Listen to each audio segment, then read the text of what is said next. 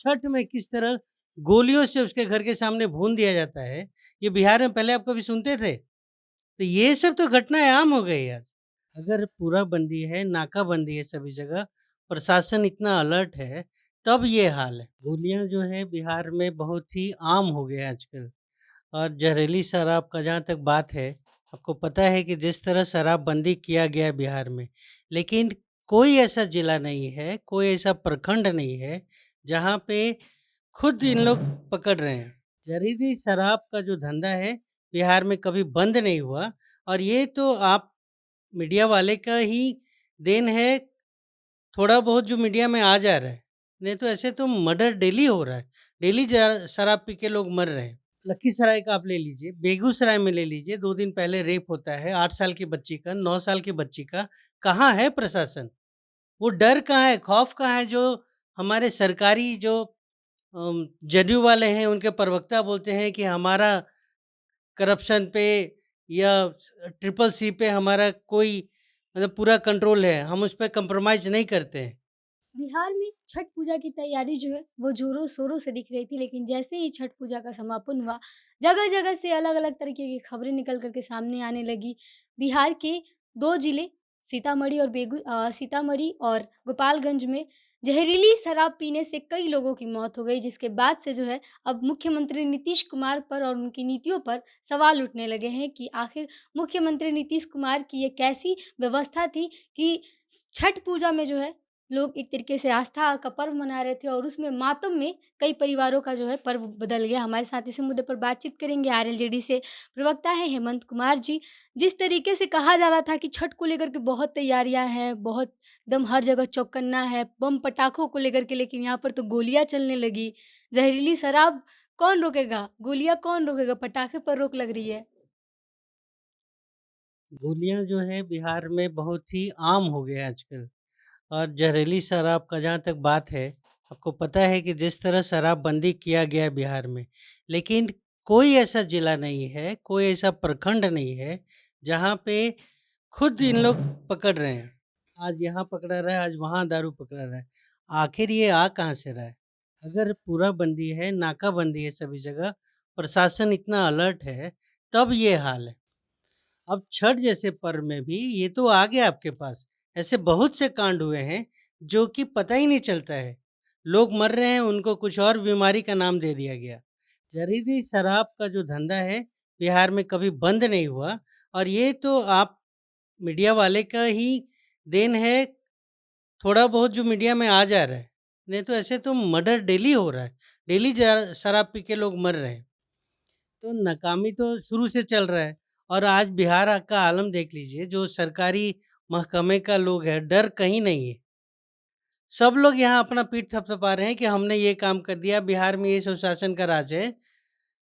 लखीसराय का आप ले लीजिए, बेगूसराय में ले लीजिए, 2 दिन पहले रेप होता है, 8 साल की बच्ची का, 9 साल की बच्ची का। कहाँ है प्रशासन? वो डर कहाँ है, खौफ कहाँ है जो हमारे सरकारी जो जदयू वाले हैं, उनके प्रवक्ता बोलते हैं कि हमारा करप्शन पे या ट्रिपल सी पे हमारा कोई मतलब पूरा कंट्रोल है, हम उस पे कॉम्प्रोमाइज़ नहीं करते हैं। कहाँ हो रहा है कोई भी कार्रवाई? लखीसराय का घटना लीजिए, पहले से कंप्लेंट दर्ज था। छठ में किस तरह गोलियों से उसके घर के सामने भून दिया जाता है, ये बिहार में पहले आप कभी सुनते थे? तो ये सब तो घटनाएँ आम हो गई आज। अब तो हँसी आता है ये बोलने पर कि जिला बिहार में लॉ एंड कानून नाम का भी कुछ चीज़ है।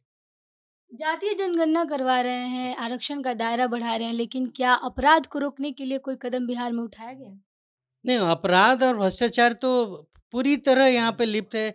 सरकार का एक-एक जो आदमी है, एक-एक जो उनके किसी भी आप डिपार्टमेंट में चले जाइए ना, बिना पैसा देके कोई काम नहीं हो रहा है।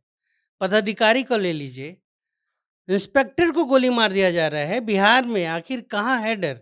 कुछ दिन पहले ही है ना, वो भी केवल गोली नहीं, ट्रैक्टर से रौंद दिया जा रहा है। तो आपका खौफ कहाँ है? ना बालू को आप कंट्रोल कर पा रहे हैं, ना आप शराब माफिया को कंट्रोल कर पा रहे हैं। और जो आम जनता है, एक-दूसरे का अगर कुछ भी प्रॉब्लम होता है, सीधे गोली मार देते हैं। अच्छा, मुख्यमंत्री के ऊपर अब सवाल उठ रहा है कि मुख्यमंत्री जी को लगातार यही कहकर महिलाओं का वोट लेते हैं कि शराबबंदी किए हैं, पूर्ण शराबबंदी किए हैं। तो क्या लगता है कि इस बार मुख्यमंत्री के वोट माँगने का क्या ये रहेगा? मुख्यमंत्री उस लायक हैं कि वोट माँगने जाएँ?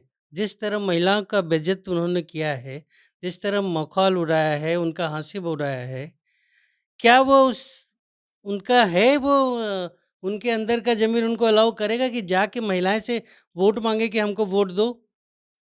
दूसरे तरह जिस तरह उन्होंने दलित पूर्व मुख्यमंत्री जी को बेइज़्ज़त किया है, क्या मुख्यमंत्री का है इतना कि जाके दलित बस्ती में वोट माँग ले? ना तो वो कानून व्यवस्था पूरी तरह की है, भ्रष्टाचार पूरी तरह लिप्त है। बहुत से ऐसे एग्ज़ाम्पल है जहाँ पे कांड होने के बाद आप कहते हैं कि हम तुरंत कार्रवाई करते हैं। कार्रवाई का नतीजा देखिए ना 6 महीना हो गया। भागलपुर में जो पुल गिरा आज तक क्या हुआ उसका? कौन कार्रवाई करेगा? सुनने वाला कोई नहीं। मर्डर हो रहा है, 2 दिन आप उसको मीडिया में चलेगा, उसके बाद ठंडे बस्ते में पड़ जाएगा। अपराधी सरेआम घूमते रहेंगे, दारू बेच रहे हैं, कहाँ से आ रहा है दारू? बालू, लूट मचा हुआ है, आप क्यों नहीं उस पे कुछ करते हैं कार्रवाई? सुशासन की सरकार है, गुड गवर्नेंस का आप बात करते हैं, कहाँ है वो? दिखना चाहिए ना। आप आरक्षण ला दिए, अच्छी बात है, लेकिन जब महिलाएँ आती हैं आपके पास चाहे वो आशा कार्यकर्ता के रूप में आती हो, आंगनबाड़ी कार्यकर्ता के रूप में, आपके पास जब आती हैं उस पे पानी छिटवाते हैं, उसके कपड़े फाड़ते हैं और आप महिलाओं का वोट माँगने की बात करते हैं। आपके पास है वो नैतिकता है कि आप जाके उनसे आँख मिला के और वोट माँगे? वो भी तो मुख्यमंत्री का ही का दायित्व था ना, कि अगर कोई आ रही है उनसे मिल के बैठ के बात करें। फिर भी कहा जा रहा है इंडिया गठबंधन जो बना हुआ है, वो लोग कह रहे हैं कि हम ही लोग जीतेंगे। नहीं, वो कौन कहता है कि हम हारेंगे? बिहार में 40 सीट है, 40 में कह रहे हैं 40 महागठबंधन को मिलने वाला है। ठीक है ना, वो कौन कहता है कि हम हारेंगे? हर एक चुनाव में जीत तो एक ही होती है। वर्ल्ड कप हुआ, आप क्रिकेट का अगर तुलना करें, 9 टीम 8 टीम खेली थी, जीता तो एक ही टीम जीतेगा। तो सब तो यही इसी उम्मीद से आते हैं ना कि हम जीतेंगे। हारने के लिए तो कोई खड़ा नहीं होता है। तो भाई इंडिया वाले हैं अपना मनाते रहें लेकिन अब दोनों में ही फ़र्क देखिए। मुख्यमंत्री अलग दिशा में चल रहे हैं, डिप्टी सीएम अलग दिशा में चल रहे हैं। कोई कानून की बात नहीं कर रहा है, व्यवस्था की बात नहीं कर रहा है, सब अपने आप को कहीं न कहीं सेट करने पे लगे हुए हैं। चलिए, तो ये मुख्यमंत्री नीतीश कुमार ही जवाब देंगे कि आखिर इतनी ज़्यादा चौकन्ना व्यवस्था होने के बावजूद भी छठ पूजा में जो अलग-अलग तरीके की खबरें निकल कर के सामने आई, चाहे फिर वो शराबबंदी की जो धज्जियाँ उड़ते हुए देखी गई, जहरीली शराब से मौत हो, या फिर जो अपराधी बेलगाम देखे गए कि जाकर के परिवार वालों के सामने ही गोलियों से भून डाली और कई लोगों की मौतें हो गई। इस पर मुख्यमंत्री नीतीश कुमार आखिर जवाब क्यों नहीं देते हैं और क्यों लगातार महिलाओं को जिस तरीके से नीतीश कुमार कहते हैं कि महिलाओं के वोट से मुख्यमंत्री बनते हैं, तो क्या अब महिलाओं के पास जाएँगे जिनके ऊपर लाठी डंडे और आंसू गैस के गोले बरसाए?